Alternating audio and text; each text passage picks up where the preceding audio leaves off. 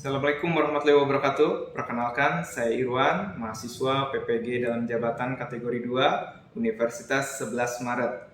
Pada kali ini saya akan melaksanakan PPL yang keempat di kelas 11 IPS 3 dengan menggunakan model PJBL serta pada materi 3.2 yaitu mengkaji sistem demokrasi di Indonesia. Terima kasih. Assalamualaikum warahmatullahi wabarakatuh. Waalaikumsalam warahmatullahi wabarakatuh. Ya. Selamat pagi. Pagi berprestasi. Tepuk tangan dong.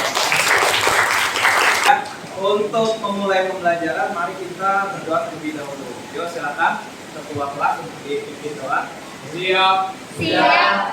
Sebelum memulai pelajaran, mari kita membaca doa menurut kepercayaan dan agama masing-masing. Doa dimulai. Salam.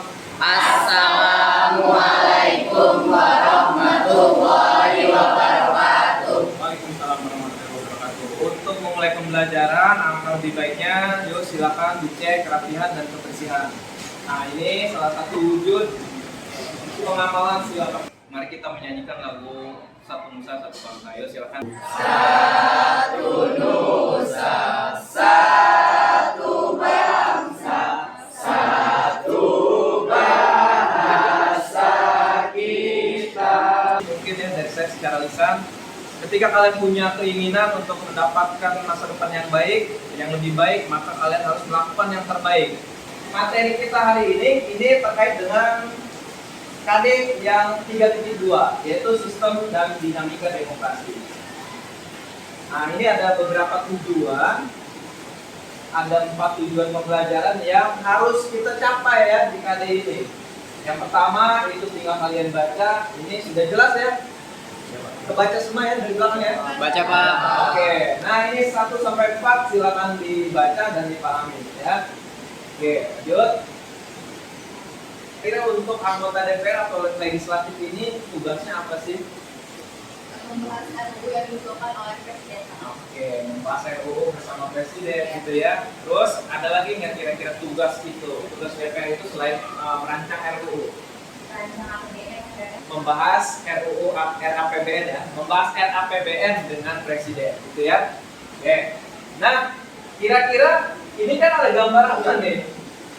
Oke, menurut kalian ketika anggota dewan seperti ini tugasnya akan berjalan dengan baik atau tidak? Tidak. Sekarang saya tanya ke kalian, apa hubungannya DPR ini dengan demokrasi? Siapa yang bisa kira-kira? Hubungannya tugas anggota dewan dengan demokrasi itu, materi kita itu apa sih hubungannya? Sama-sama wakil rakyat, Pak. Oke, sama-sama wakil rakyat. Berarti demokrasi itu kan awalnya dalam definisinya itu pemerintahan dari rakyat. Betul ya? Nah, ada yang bisa menyebutkan prinsip demokrasi yang pertama itu apa? Demokrasi yang berketuhanan yang Maha Esa. Oke, demokrasi yang berketuhanan Maha Esa ya. Oke, berarti negara demokrasi yang menganut sistem demokrasi pasti mengakui adanya sistem ketuhanan yang Maha Esa gitu ya. Oke, prinsip yang kedua, demokrasi dengan berdasar apa maksudnya? mengajukan mengerjakan demokrasi undang-undang dasar negara Indonesia atau UUD. Oke, gitu ya jawabannya. Yuk, lanjut berarti ya. Nah, sekarang kita beralih ke permasalahan nih. Sebelum ke permasalahan saya agak lupa tadi ya. Demokrasi itu kalau kita analogikan, kalau diandaikan gitu ya, itu sama halnya kita punya ketika mau masak, kita harus tahu resepnya. Kita punya resep masakan gitu ya. Kalau kita mau masak sayur lodeh tahu resepnya, maka sayur kita akan enak gitu ya.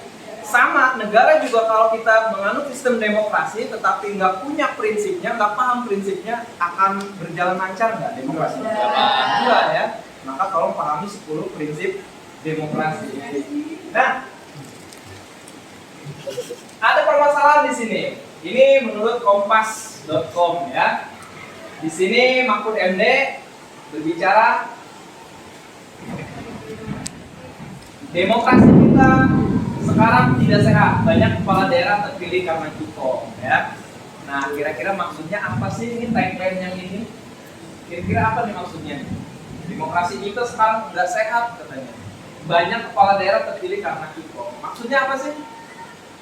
Ya, Demokrasinya tidak akan sehat atau tidak akan berjalan dengan baik karena cukongnya atau pemilih ini masih sering ikut campur dengan pemilihan umum. oke.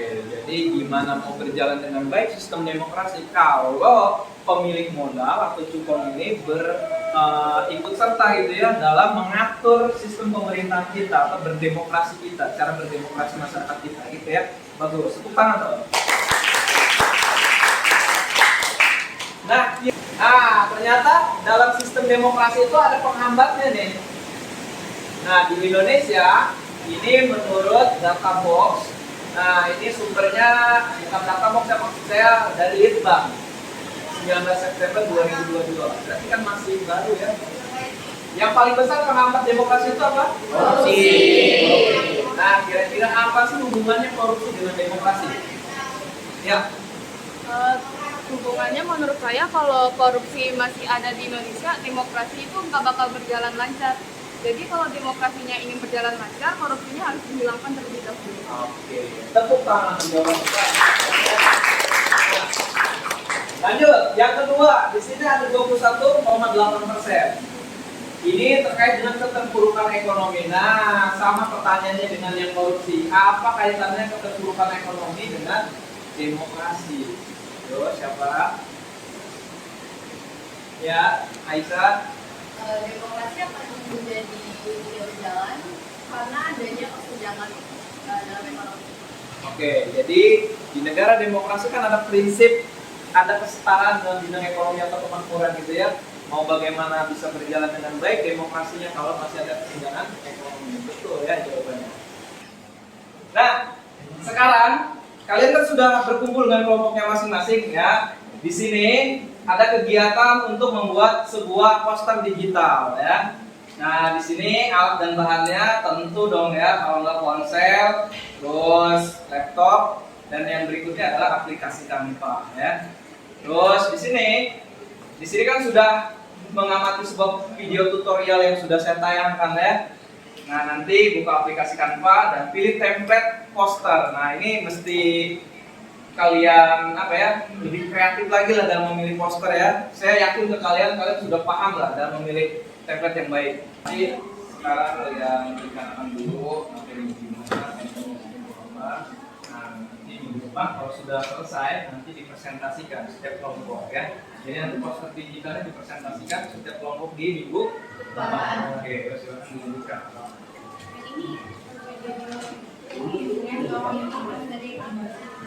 Iya, ini. Oke. Nah, ini gangguan ya, nggak apa-apa. Kira-kira ini terkait dengan periode ya, periodisasi ya demokrasi. Jadi kamu, oke, kamu juga ya. Terus nanti yang kira-kira memilih poster, memilih template yang bagusnya siapa?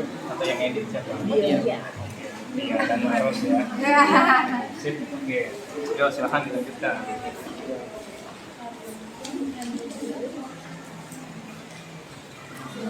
Dari periode 1. Nomor 2. 2, 3 ya. Berapa? Ya. Ini kan yang berapa aja? Berapa nih? Namanya 4. Ya.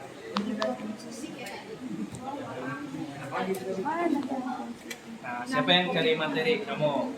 Oke, kamu juga ya. Terus nanti yang kira-kira memilih poster, memilih template yang bagusnya siapa? Atau yang edit siapa? Iya.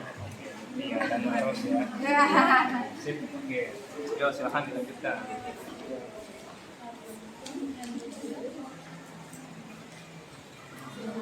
Mana bisa ya buka aplikasi Canva ya? Bisa. Pasti lah, gampang kan? Masuk gunakan email kan? Kalau enggak akun Google gitu ya.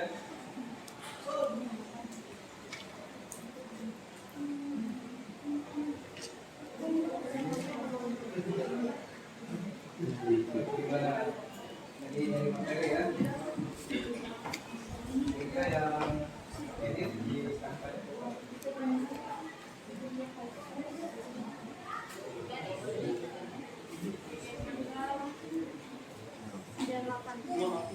sekarang. Tadi kan udah di grup.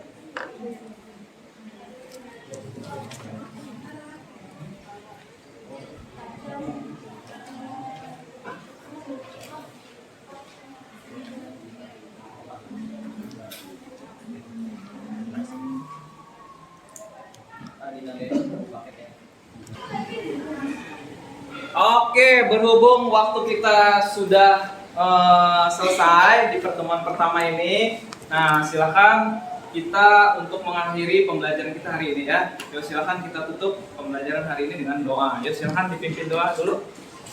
Siap. Siap. Setelah pelajaran berakhir, mari kita membaca doa menurut kepercayaan dan agamanya masing-masing. Doa dimulai. Bersalam. Wassalamualaikum warahmatullahi wabarakatuh. Waalaikumsalam warahmatullahi wabarakatuh. Assalamualaikum warahmatullahi wabarakatuh. Waalaikumsalam warahmatullahi wabarakatuh. Bagaimana kabarnya, sehat? Yuk kita cek suaranya. Selamat pagi. Pagi berprestasi. Oke, untuk hari ini siapa yang tidak masuk? Masuk semua ya. Oke. Untuk selanjutnya, mari kita memulai pembelajaran dengan berdoa terlebih dahulu ya. Silakan anggota ketua kelas. Siap. Siap. Sebelum memulai pelajaran, mari kita membaca doa menurut kepercayaan dan agamanya masing. Doa selesai. Memberi salam. Assalamualaikum warahmatullahi wabarakatuh. Ada 4 tujuannya terkait dengan pembelajaran kita di KDN 3.2 ya. Nah, sekarang saya mengingatkan minggu yang lalu kan kita membuat sebuah produk ya, yaitu poster digital ya. Nah, ini ada sebuah motivasi untuk kalian. Jadi untuk mendapatkan masa depan yang baik, maka kalian harus rela mengorbankan pikiran, tenaga, dan segalanya untuk masa depan kalian. Jika tidak ada usaha dan tenaga, maka masa depan pun akan biasa aja ke kalian. Maksudnya masa depan itu tidak akan kalian raih dengan baik, gitu ya? Sudah sampai mana? Oke, sudah ya. Oke, ini oh ya kalian kelompok 3 terkait dengan kebebasan beragama ya. Di sini faktornya sudah ada. Ada solusi, ada juga ya. Oke. Nanti ketika sudah beres semuanya, silakan dipresentasikan ya. Oke. Nah, untuk kelompok ini bagaimana? Sudah sampai mana?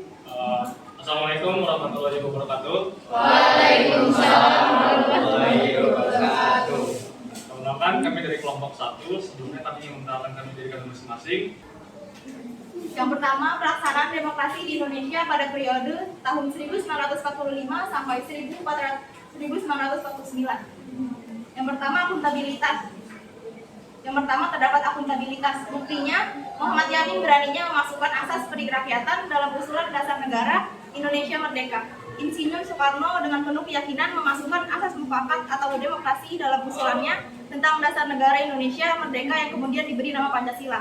Yang keempat, pada periode ini tidak ada pemilihan umum yang dilaksanakan.